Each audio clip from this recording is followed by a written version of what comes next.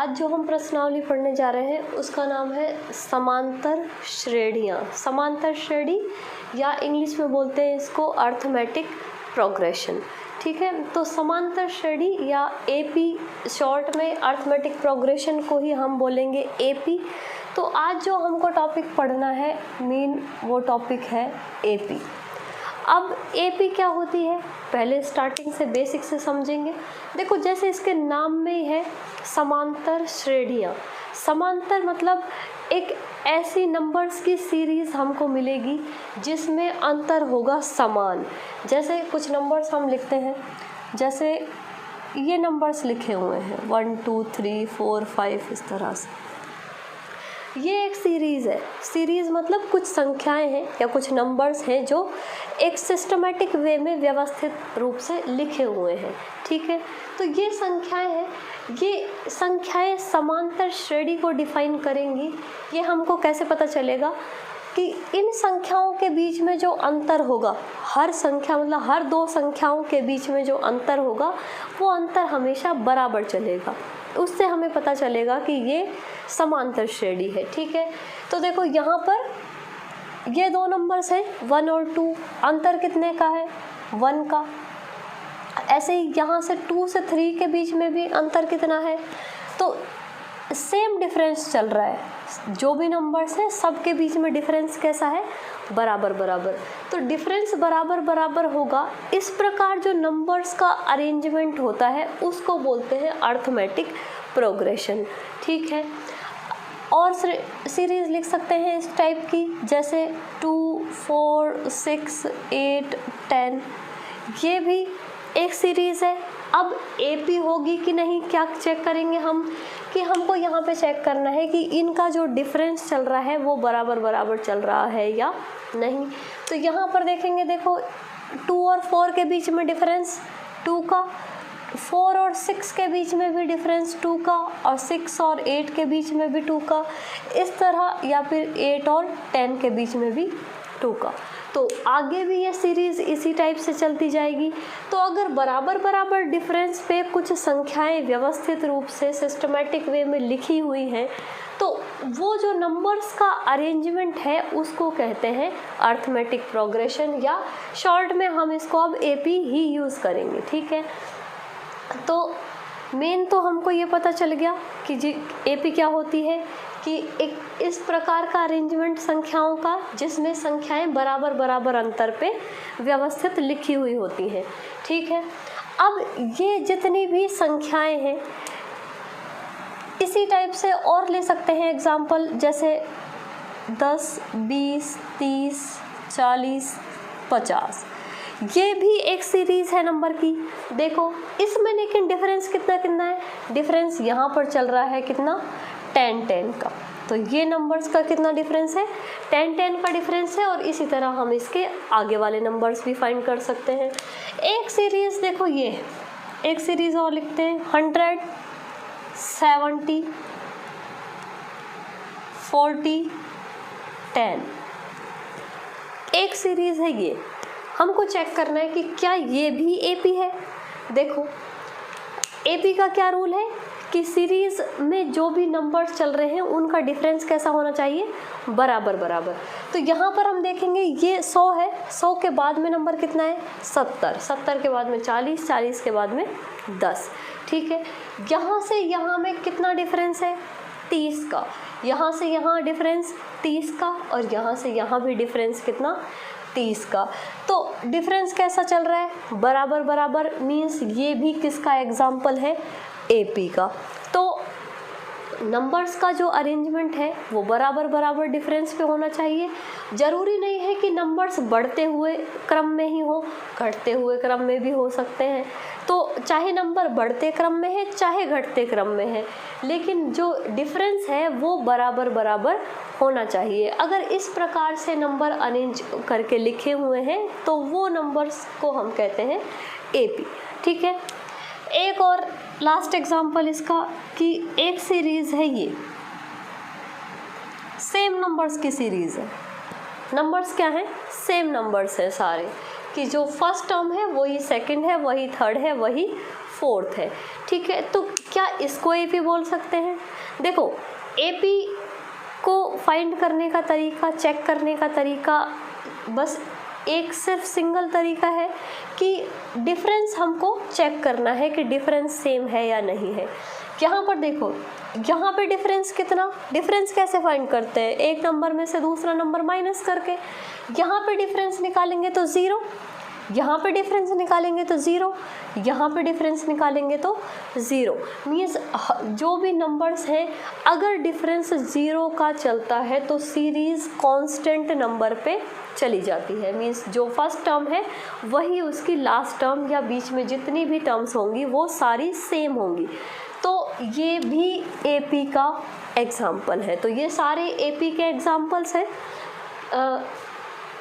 Short में कह सकते हैं कि कोई भी नंबर की सीरीज़ जिसमें बराबर डिफरेंस पे नंबर्स का अरेंजमेंट लिखा हुआ है वो सारे नंबर्स की सीरीज़ को हम कहते हैं AP, ठीक है। तो ये AP का बेसिक फॉर्म हो गया।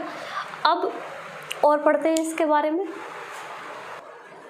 देखो ये कोई एक AP लिखते हैं कि कोई AP है 2, 4, 6, 8, 10, ये कोई AP है, ठीक है। AP है ये, डिफरेंस बराबर बराबर है, 2 का डिफरेंस है सब में, तो इसमें डिफरेंस है 2 का, यहाँ भी है 2 का, तो AP तो है ये। अब किसी भी AP को एक जर्नल फॉर्म में किस टाइप से लिखा जा सकता है वो जर्नल फॉर्म हम इसके लिखेंगे। तो कैसे लिख सकते हैं देखो AP को, तो किसी भी AP को लिखने का जर्नल फॉर्म है कि उसका ये जितने भी ये नंबर्स लिखे हुए हैं इन नंबर्स को हिंदी में बोलते हैं पद। हिंदी में इनको बोलते हैं कि ये जो नंबर हैं अलग अलग, इन सारे नंबर्स को बोलते हैं कि ये AP के क्या हैं, पद हैं या फिर टर्म्स हैं। इंग्लिश में टर्म्स कह सकते हैं। तो कि ये जो भी नंबर्स हैं ये क्या है, AP की टर्म्स हैं। ये फर्स्ट टर्म, ये सेकंड, ये थर्ड, ये फोर्थ, ये फिफ्थ, ऐसे ही आगे भी फाइंड कर सकते हैं हम। तो लिखने का जर्नल फॉर्म क्या है इसको कि ये जो फर्स्ट टर्म है उसको हम लिखते हैं A से, स्मॉल a से। जो सेकंड टर्म है उसको लिखते हैं A+D से। ऐसे ही थर्ड को लिखते हैं A+2D से, फोर्थ को लिखते हैं A+3D से एंड सो ऑन। इस टाइप से हम AP को लिख सकते हैं। बहुत सिंपल तरीका है कि ये फर्स्ट जो एलिमेंट है इसका या जो फर्स्ट टर्म है उसको डिफाइन किया हुआ है A से, स्मॉल a से।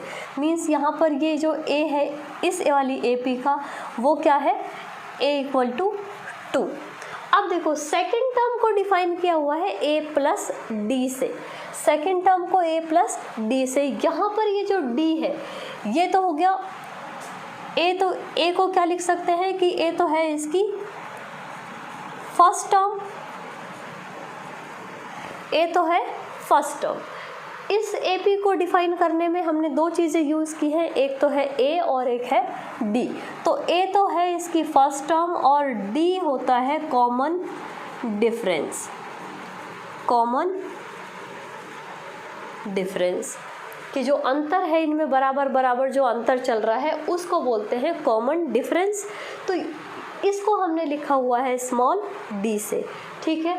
यहाँ पर तो ये टर्म को A+D यानी कि इसमें A तो है 2 और 2 में वापस से क्या है, कितना डिफरेंस चल रहा है 2 का, तो 2 + 2 हो गया 4। ऐसे ही इसमें यहाँ पे वैल्यू रखेंगे तो 2 × 2 ये 4 और 4 में वापस फर्स्ट टर्म ऐड करेंगे तो 6। इस टाइप से किसी भी AP को लिखा जा सकता है या ये AP का जर्नल फॉर्म है जिसमें A होता है इसकी फर्स्ट टर्म एंड D होता है कॉमन डिफरेंस, ठीक है। अब ये AP को इस टाइप से हमने लिखा। उसके अलावा देखो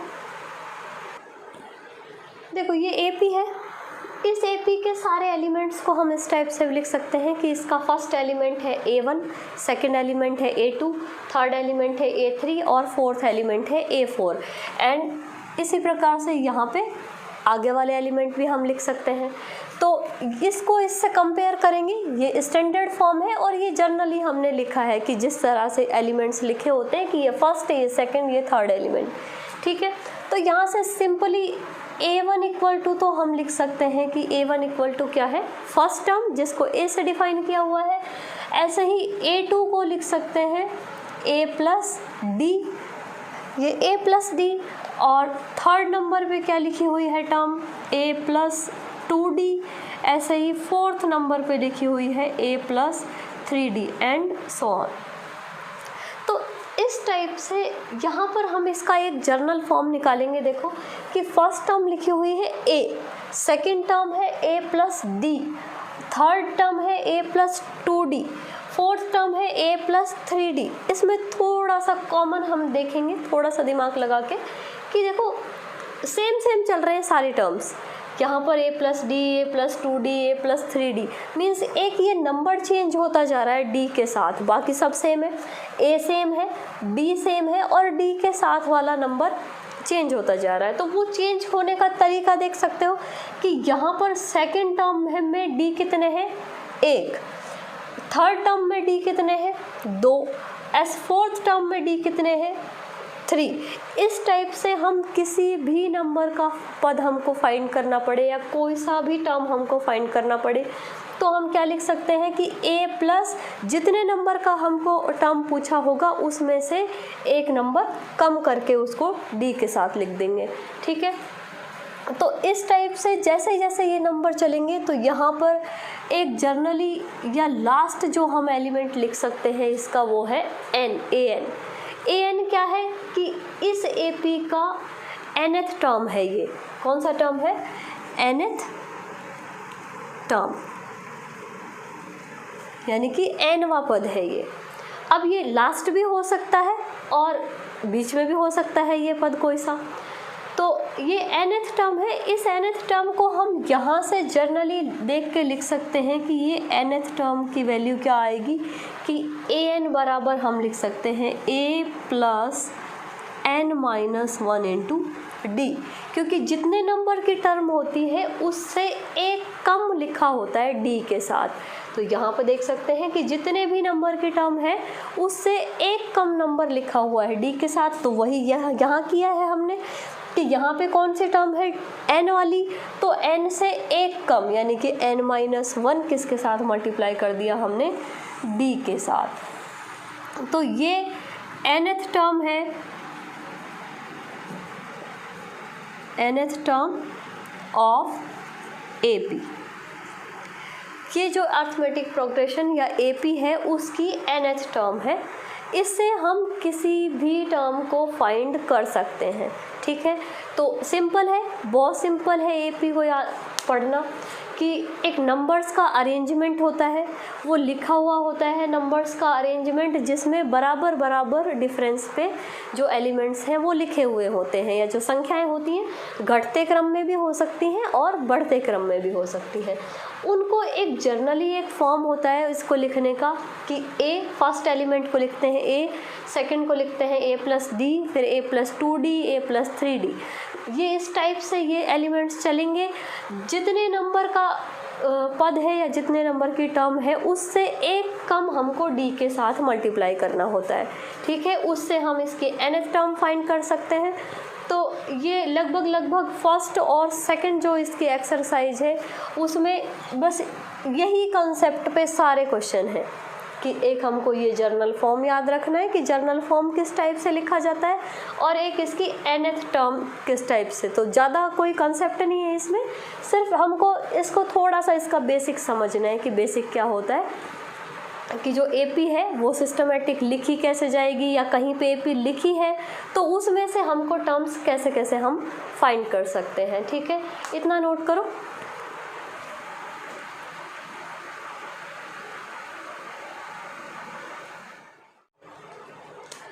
तो AP को लिखने का जर्नल फॉर्म है ये कि ये इसकी फर्स्ट टर्म है, ये सेकंड, ये थर्ड, ये फोर्थ है। इसी प्रकार से हम बाकी की टर्म्स भी लिख सकते हैं। तो दो चीज़ें यूज़ की हमने, एक तो प्रथम पद, हिंदी में बोलते हैं प्रथम पद और इंग्लिश में बोलते हैं इसको फर्स्ट टर्म। जो A1 लिखी थी हमने वो तो है इस श्रेणी के अंदर या इस AP के अंदर A। ठीक है, सेकंड डी, जिसको हिंदी में बोलते हैं सार्वंतर और इसी को बोलते हैं common difference. Common difference D से डिनोट करते हैं। अब इसको निकालने का तरीका क्या है कि जो भी सीरीज़ हमारी लिखी हुई होगी कौन सी, A1, A2, A3, A4 ये वाली, तो इसको निकालने का तरीका है कि सेकंड वाली टर्म्स में से फर्स्ट वाली टर्म घटा देंगे या दूसरे पद में से पहला पद घटा देंगे। ठीक है, दूसरे और पहले का अंतर वो क्या होगा, सार्वंतर या कॉमन डिफरेंस। इसी को हम A3 माइनस A2 भी लिख सकते हैं, इसी को A4 माइनस A3 भी लिख सकते हैं। तो इस प्रकार से कोई से भी दो टर्म्स लेंगे, उनका जो डिफरेंस होगा वो होगा कॉमन डिफरेंस। ठीक है, तो दो चीज़ें पढ़ी हमने, एक तो A और एक इसका D। इसी से हमने एक फॉर्मूला लिखा था nth टर्म का, जिसका मान है A plus n minus 1 into D. अब इसके नेक्स्ट वाला टॉपिक हमको पढ़ना है कि एक nth टर्म पढ़ ली, उसके बाद में हमको पढ़ना है Sn। An तो पढ़ लिया, अब पढ़ना है हमको Sn। अब Sn क्या होता है, देखो इसको, Sn है कि ये AP है, इसकी n टर्म्स का एडिशन या n पदों का योग। जो ये AP है इसके n पदों का जो योग होगा या nth टर्म जो है n टर्म्स है उनका जो सम होगा उसको डिफाइन करते हैं Sn से। तो हिंदी में इसको लिख सकते हैं कि n पदों का योग या सम ऑफ n टर्म्स। तो इसको Sn से डिफाइन करते हैं, Sn से डिफाइन करते हैं और इसका एक फॉर्मूला होता है जिसको लिखेंगे कि फॉर्मूला क्या है, n/2 2a plus n minus 1 into D. nth term वाला फॉर्मूला देखो, यहाँ से इस 2 को हम ना देखें कि 2 से बाद में जो फॉर्मूला है वो सेम टू सेम an वाला है। ठीक है, तो इसी फॉर्मूले को एक और तरीका है लिखने का, n/2 a प्लस an, कि यहाँ से ये 2a है, इसको a अलग और a अलग करेंगे तो ये वाला बन जाएगा nth टर्म वाला फॉर्मूला। तो इसको लिख सकते हैं n/2 a प्लस an। तो दोनों फॉर्मूले यूज़ आएंगे हमारे। और इसी जो nth टर्म है या इसका जो लास्ट टर्म है उसको l से भी लिखते हैं। जो लास्ट टर्म होती है अंतिम पद जिसको कहते हैं AP का, तो वो अंतिम पद को कब L से भी डिनोट करते हैं कि कई बार AN दिया हुआ होगा, कभी L दिया हुआ होगा। तो L भी दिया हुआ है तो हमको समझना है कि वो क्या है, इसका nth टर्म या लास्ट वाला एलिमेंट है। तो इसी को हम AN की जगह L से भी याद रखेंगे कि L से लिखा हुआ मिले, तभी भी हमको समझना है कि क्या है वो इसका लास्ट वाला पद है। ठीक है, तो ये बेसिक कंसेप्ट हो गया पूरा AP का कि AP किस फॉर्म में लिखी जाती है। समानांतर वाली एक नंबर्स का अरेंजमेंट होता है जिसमें बराबर बराबर डिफरेंस होता है। डिफरेंस प्लस में भी हो सकता है और डिफरेंस माइनस में भी हो सकता है। माइनस का मतलब कि सीरीज़ घटते क्रम में जा रही है, तो घटते क्रम में जब भी सीरीज़ जाएगी तो जो ये कॉमन डिफरेंस है इसकी वैल्यू हमेशा नेगेटिव आएगी। जब सीरीज़ बढ़ती है, AP का मान कैसा है, बढ़ते जा रहे हैं पद, तब इस D का मान हमेशा पॉजिटिव आता है।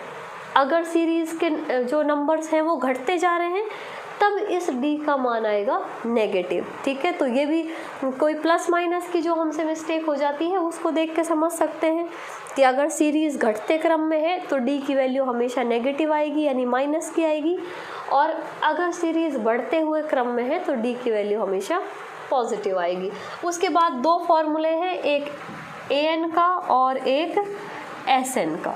ये दो फॉर्मूले हमको याद करने। AN तो होता है nth टर्म, nवा पद, जिसको निकालने का फॉर्मूला है a plus n minus 1 into D, जिसको हमने समझा था कि a प्लस n माइनस 1, क्योंकि जितने नंबर का टर्म है उससे एक कम नंबर मल्टीप्लाई होता है d के साथ। उसके बाद ये याद रखना है कि एक Sn वाला फॉर्मूला है n/2 2a plus n minus 1 into D.